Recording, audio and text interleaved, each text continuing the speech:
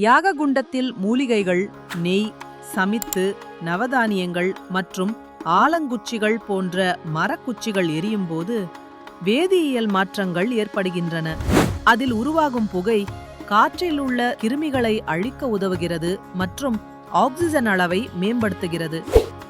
வேப்பம்பட்டை, வாசனைப் பொருட்கள், நெய் இவை எரியும் போது சுவாசத்திற்கு நன்மை தரக்கூடிய காற்று உருவாகிறது. மந்திர உச்சரிப்பினால் உருவாகும் ஒலி அதிர்வுகள் மன அழுத்தத்தை குறைத்து மூளையின் செயல்பாட்டை சுறுசுறுப்பாக்குகின்றன.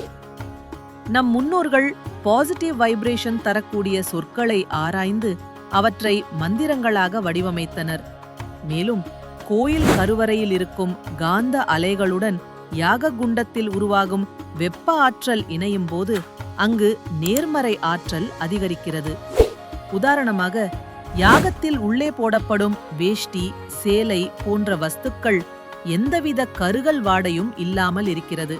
ஆனால் பொதுவெளியில் ஒரு நெருப்பில் பட்ட துணி எவ்வளவு கருகல் வாடை வருகிறது பாருங்கள். இதிலிருந்து தெரிகிறது அல்லவா ஆன்மீகத்தில் அறிவியலும் உள்ளது என்று. அக்னி, காற்று, நீர், பூமி, ஆகாயம் பஞ்சபூதங்களை ஒன்றிணைக்கும் நிகழ்வுதான் யாகம். அதனால் யாகம் என்பது வெறும் சடங்கு அல்ல, மனித உடலுக்கும் சுற்றுச்சூழலுக்கும் நன்மை தரக்கூடிய வேதியியல் மற்றும் பௌதீகம் கலந்த ஒரு அறிவியல் நிகழ்வு. நன்றி.